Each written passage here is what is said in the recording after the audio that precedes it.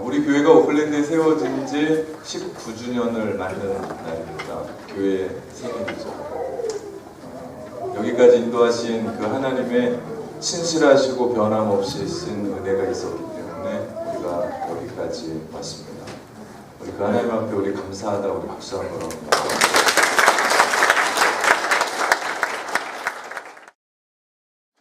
19살의 젊은 교회, 청년 교회, 참된 교회가 앞으로 어떤 교회가 돼야 되나 그 이야기들을 오늘 여러분과 함께 나눠보고자 합니다. 제가 어려서부터 보고 배웠었던 시골의 작은 교회는 참 따뜻한 교회였습니다. 제 이미지가 그렇습니다. 시골이라 뭐 갈 데도 없고 특별히 놀거리도 없었을 때 교회는 저의 희망이었고 꿈이었습니다. 저희 동네에 전부 가정을 뒤져도 없는 피아노가 교회에만 있었습니다. 그리고 풍금이 교회에만 있었어요. 전 동네를 다 뒤져도 차 한 대가 없는데 교회만 교회차가 있었습니다. 그리고 오늘날에는 그냥 버튼만 누르면 되는 복사기가 있는데 그 당시에는 등사기라는 게 있었어요. 거꾸로 글씨를 써가지고 붙여놓고 잉크로 넣는 그걸로 주보 만들고 여러 가지 글도 써보고 교회 가면 참 그런 일들이 많이 있었습니다. 동네 어른들과 교회 어른들이 달랐습니다. 교회 가면 어른들이 저희 머리를 쓰다듬어 주고 칭찬해 주셨습니다. 그렇게 뭐 잘한 일도 없는데. 그리고 그분들은 가슴 품에 사탕이나 빵 같은 걸 가지고 계시다가 저한테 주셨습니다. 참 귀한 것. 동네 뭐 구멍가게, 뭐 빵가게 흔하지 않는 그런데 그런 것들을 저한테 주셨습니다. 이것이 제가 어렸을 때부터 가지고 있는 교회의 이미지입니다. 교회 생각하면 참 따뜻합니다. 그러다가 제가 뉴질랜드에 이민교회 사역을 하러 왔습니다. 그 사역했던 그 교회도 다르지 않았습니다. 참 친절하고 참 따뜻한 교회였습니다. 제가 뉴질랜드에 11월 달에 왔는데 전화했더니 이제 여름이 온대요. 그래서 한국 생각하고 여름 옷만 가지고 왔습니다. 좋은 날 옷이라고. 왔는데 얼마나 추운지, 그리고 제가 처음 있었던 곳은 오클랜드가 아니라 크라이스처치였기 때문에 더 추웠습니다. 그래서 저는 잘 때마다 팔굽혀펴기라고 잤어요. 너무 추워서. 이런 소식을 들은 성도들이 저에게 이불을 갖다 줬고 두꺼운 옷을 가져다 주었습니다. 그러면서 조금 시간이 지나니까 어떤 분들은 저에게 차를 선물해 주기도 했습니다. 근사한 차 아닙니다. 자기가 쓰던 차를 바꾸면서 그때 전도사였습니다. 전도사님 이 차를 쓰십시오. 참 교회가 이렇게 따뜻하고 좋은 곳이구나, 참 좋은 공동체라는 것이 저의 마음 가운데 늘 있습니다. 그런데 마음 아픈 건 제가 지나온 교회들이, 시골 교회도 그랬고 제가 처음 뉴질랜드 와서 사역했던 그 교회도 인간들의 갈등으로 맺다가 결국은 교회가 분열되고 말았습니다. 제가 마음이 너무 아팠습니다. 좋은 교회였고 아름다운 교회였고 제 마음 한복판에 남아있는 그 아름다운 교회들이 왜 인간의 욕심으로 그 일들이 나눠져야만 했는가? 어쩌다 이렇게 생겼을까? 누구의 잘잘못을 따지기 전에 제 마음이 아팠습니다. 그래서 사실은 제가 지난번 말씀드렸던 대로 남섬에 있는 그 교회의 담임 목사 자리가 됐을 때 우리 교회는 그 누가 와도 든든하겠다라고 생각해서 제가 지원할까도 생각했습니다. 우리 교회보다 못합니다. 그런데도 제 마음에는 교회에 대한 부담감이 제 마음 가운데 있습니다. 모든 사람이 교회에 대해 부담감이 있는 게 아닙니다. 모든 사람이 어떤 일들을 보면서 눈물을 흘리는 게 아닙니다. 눈물이 있는 그곳이 하나님의 사명이죠. 제가 그래서 교회에 대한 그런 부담감이 마음에 있습니다. 물론 이런 일들 우리는 흔히 이민 사회 속에서 이민 교회들 보면서 당연한 것으로, 현실로 그냥 받아들이고 대수롭게 여기지 않을 수도 있습니다. 그런데 교회의 본질은 그런 게 아닙니다. 교회는 그렇게 갈라지고 그렇게 아파하는 공동체가 아닙니다. 올해 제가 안식년을 마치고 돌아오자마자 교회에 몇 가지 일들이 있었습니다. 물론 큰 문제는 아닙니다. 그러나 제 마음이 찢어진 듯이 아팠습니다. 힘들었습니다. 그때부터 그랬는지 제가 밤에 절대 자다가 저는 안 깨거든요. 무슨 일이 안 깹니다. 애가 4명 키웠는데 애가 무슨 일이 밤에 있었는지 전 얘기를 하면 새로운 일로 듣습니다. 근데 제가 몇 달 동안 밤잠을 설쳤습니다. 제가 새벽에 그 일들을 가지고 하나님 앞에 나아가 기도했습니다. 그때 하나님께서 저한테 그런 말씀하세요. 걱정하지 마라. 이거 네 교회 아니다. 내 교회다. 걱정하지 마라. 이거 내 교회다. 라고 말씀하셨습니다. 마음이 아프고 힘들었지만 1년의 일들로 말미암아 저는 교회를 생각했습니다. 교회의 본질, 교회가 뭐냐, 그러면서 어떻게 하면 하나님이 기뻐하시는 교회 만들 수 있을까, 그 교회의 본질을 집중하기 시작했습니다. 그러니까 보이는 교회가 있는데 그것이 사도행전의 교회였습니다. 사도행전 2장에 나오는 처음 교회, 우리가 아까 정말 목소리 높여 불렀었던 성령의 불타는 교회, 그 교회가 만들어냈었던 그 일들이 사도행전 2장 44절에서 47절까지 말씀합니다. 믿는 사람이 다 함께 있어 모든 물건을 서로 통용하고 또 재산과 소유를 팔아 각 사람의 필요를 따라 나눠주며 날마다 마음을 같이하여 성전에 모이기를 힘쓰고 집에서 떡을 떼며 기쁨과 순전한 마음으로 음식을 먹고 하나님을 찬미하며 또 온 백성에게称송을 받으니 주께서 구원받은 사람을 날마다 더하게 하시리라. 아멘. 이것이 교회에 나타난, 성경에 나타난 처음 교회가 이랬습니다. 무조건 용납했습니다. 무조건 기뻐했습니다. 무조건 사랑했습니다. 그래서 물질이 좀 있는 사람은 가난한 사람들을 위해서 기꺼이 아낌없이 자기의 것들 내어놓는 그런 사랑의 공동체였습니다. 어떻게 처음 교회가 이런 일들을 할 수 있었을까? 아까 우리가 찬양했던 그대로 성령의 불타는 교회였기 때문에, 성령 충만한 성도들이 있었기 때문에 기도하면서 누가 필요하다라고 이야기하면 자기의 것들 아낌없이 나눠주고 떼어주고 헌신했었던, 그리고 이들의 공동체의 한 가지 특징은 주님 돌아가시고 나서 구름 타고 올라가신 그 주님 다시 구름 타고 오시리라고 하는 재림의 소망이 그들 마음 가운데 있었기 때문에 그들은 적극적으로 본격적으로 사랑하기를 시작했습니다. 처음 교회가 보여줬던 그 본질이 사랑이라면 우리 교회도 역시 사랑이어야 맞습니다. 왜냐하면 본질은 변하지 않습니다. 처음 교회가 사랑이었다면 우리 교회도 사랑이어야 되고 마지막 교회도 사랑이어야 됩니다. 그래야 그것이 교회의 본질이죠. 뉴질랜드 이민과 유학으로 살아가는 우리 교회에게 더 필요한 것은 더 많은 사람이 아닙니다. 더 많은 물질이 아닙니다. 더 좋은 프로그램이 아닙니다. 바로 사랑입니다. 저는 목사로서 교회 전체를 되돌아봅니다. 그러면서 혼자 예배드리는 사람을 보면 마음이 아파요. 성도의 교제에 혼자 빵을 떼고 있는 사람을 보면 가슴이 찢어집니다. 어떻게 하면 저 사람과 함께 같이 할 수 있을까? 교회는요, 내 마음을 알아주는 한 사람만 있어도 마음 아프지 않습니다. 외롭지 않습니다. 힘들지 않습니다. 우리가 하자는 이 사랑은 거창한 게 아니에요. 내가 그 한 사람 되어주는 겁니다. 우리는 함께 늘 했었던 사람과 편하게 지냅니다.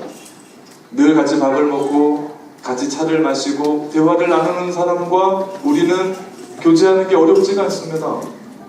편합니다. 누구나 할 수 있는 겁니다.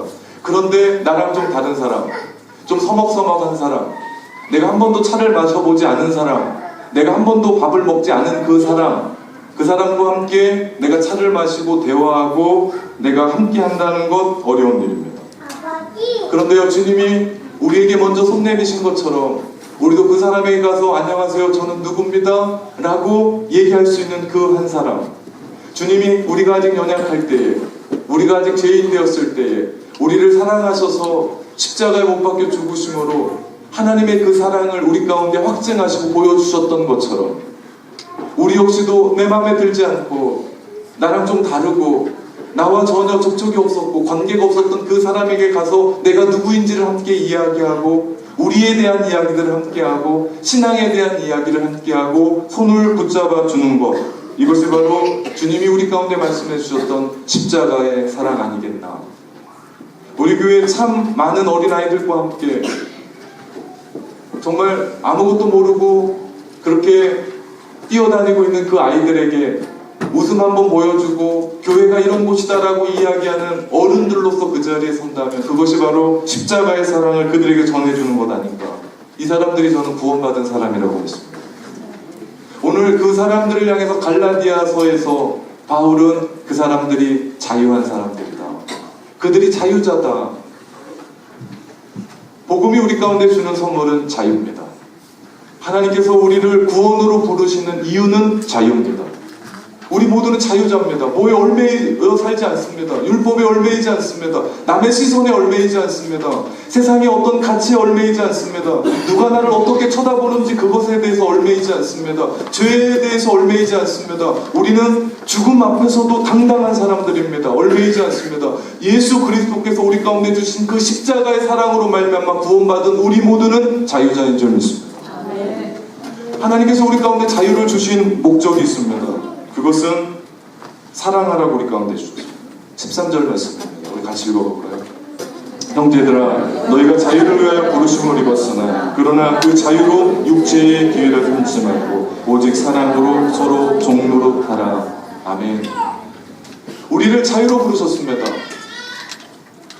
이 자유를 가지고 육체를 위해서 육체의 기회를 삼지 말고 내 마음대로 살지 말고 죄성으로 살지 말고 본능적으로 살지 말고 사랑으로 서로 종노릇하라고 얘기합니다.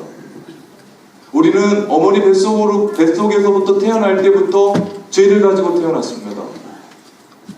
그래서 우리는 죄인이라고 부르는 겁니다. 죄를 지어서 죄인이 아닙니다. 우리 태어날 때부터 죄인이었기 때문에 죄를 짓는 겁니다.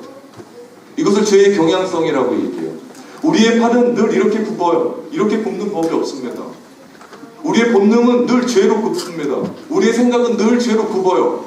우리가 하나님 앞에 깨어 복종치 않으면 우린 늘 죄로 굽습니다. 이것이 육체의 기회를 삼음으로 사는 겁니다. 바울은 얘기합니다. 예수 그리스도의 십자가의 은혜로 구원받고 자유한 우리는 그 자유를 육체의 기회로 삼지 않고 자기 마음대로 자기 뜻대로 내가 하고 싶은 대로 살지 않고 뭐하는 사람이라고요? 사랑으로 서로 종노릇하는 사람이다라고 이야기합니다. 그 사람이 예수 그리스도 십자가의 은혜로 구원받은 사람입니다. 그 사람이 십자가의 은혜로 구원한 목적인 자유함으로 살아가는 사람입니다. 우리가 사는 사회는 사람보다 업적이 먼저고 공로가 먼저고 조건이 먼저고 자격이 먼저입니다. 옆에 있는 사람이 중요하기보다는 옆에 있는 사람이 얼마나 능력 있는 일을 하느냐가 중요합니다. 우리가 사는 세상은 옆에 있는 그 한 사람이 존귀하고 존엄하기보다는 그 사람이 무엇을 했느냐에 따라서 그 업적을 대대로 칭찬합니다. 이러한 사회의 가치를 가지고 살아가다 보니까 사회는 1등만 기억합니다. 2등을 기억하지 않는 세상 속에 우리는 살아갑니다. 그런데 성경은 우리 가운데 그것보다 훨씬 더 가치 있고 훨씬 더 중요하고 훨씬 더 위대한 것이 있으니 그것이 사람이라고 얘기합니다. 사람이 중요합니다. 우리에게 한 사람 그 영혼이 중요합니다.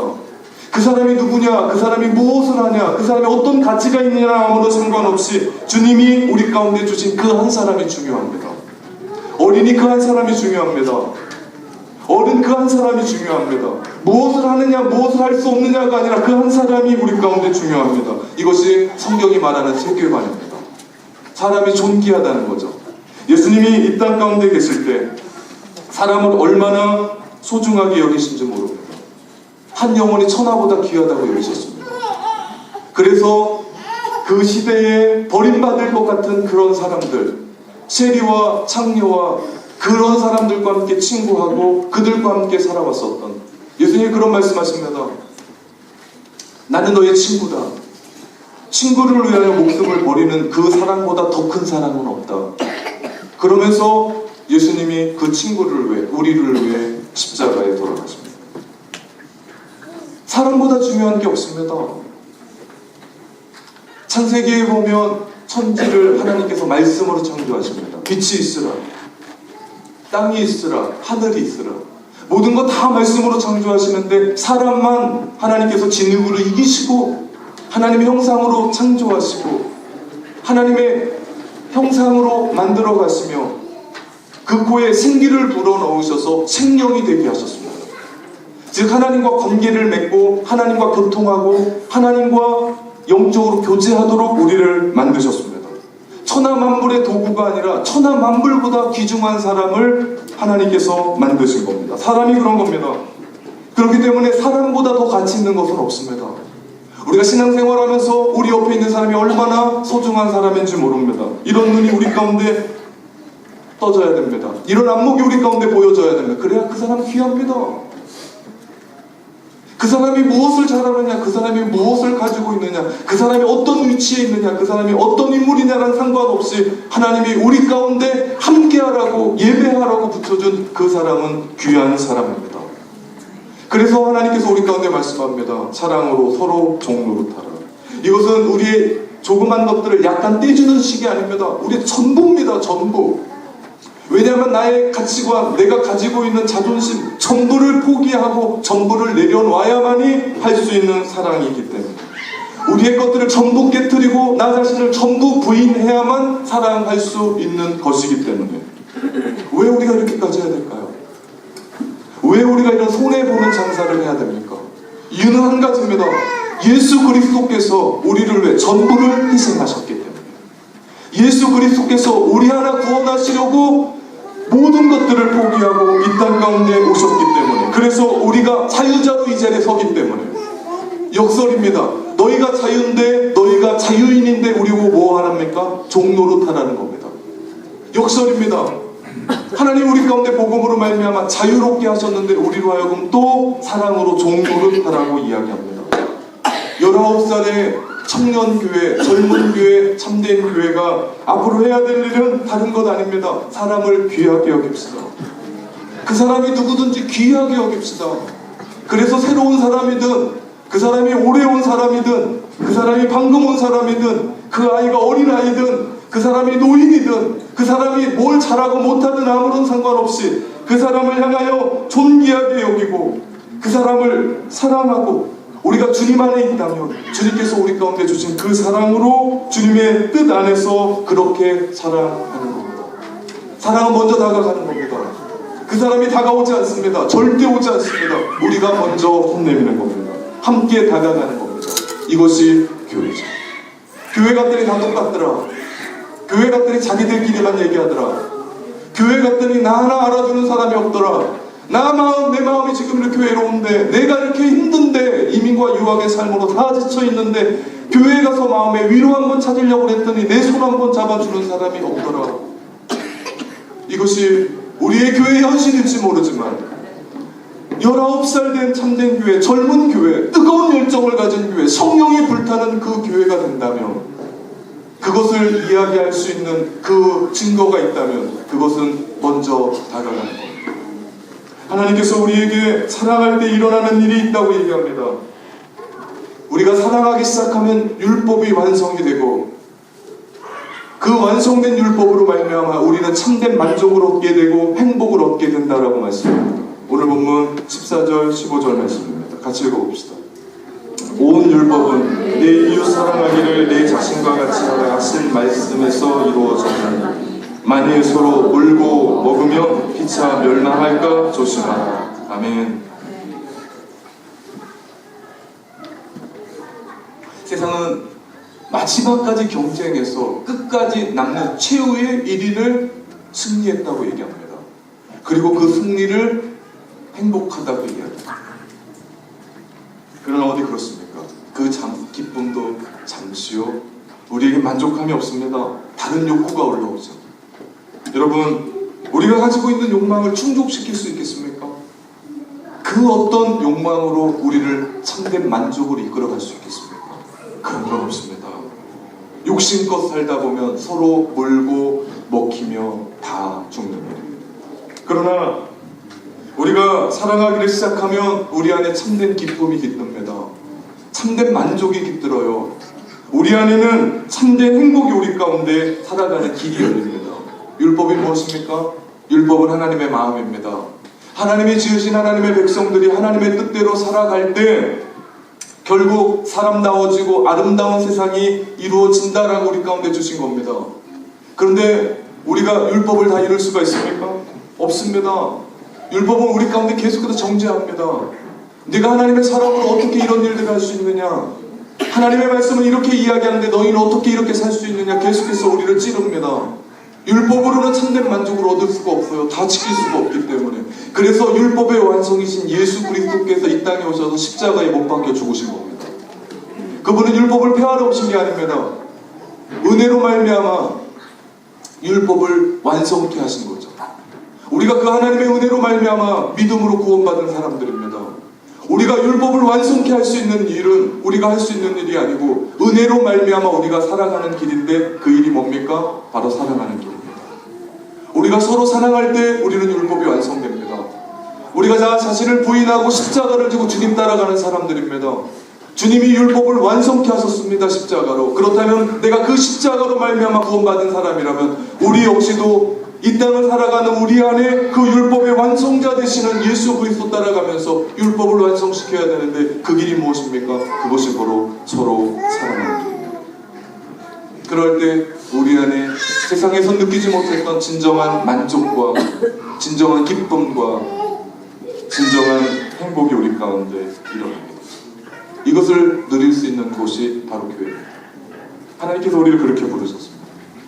신약의 교회라고 하는 헬라어 단어가 에클레시아입니다. 에클레시아의 뜻은 하나님께서 부르신 사람들입니다. 여기서는 우리는 중요한 교회관을 하나 깨닫게 돼요. 교회는 내가 선택해서 가는 데가 아닙니다. 교회는 하나님이 부르신 사람들이 모인 곳입니다. 내가 그 교회 가겠다 해서 온 게 아니에요. 하나님이 부르셔서 우리를 여기까지 오게 하신 줄 믿습니다. 그러면 우리는 교회를 바라보는 태도와 자세가 전혀 달라져요. 내가 선택했다면 내 마음대로 할 수 있지만 하나님이 나를 부르셨다면 부르심에 뜻이 있다는 거죠. 하나님이 왜 우리를 여기까지 부르셨습니까? 이유는 한 가지입니다. 사랑하라고. 너에게 붙여준 그 소중한 그 한 사람 사랑함으로 종로를 타라고. 사랑을 존귀히 여기고 그 한 사람을 사랑하라고 우리를 여기까지 부르신 줄 믿습니다. 사랑하는 성도 여러분, 이렇게 함께하는 것, 여기가 교회입니다.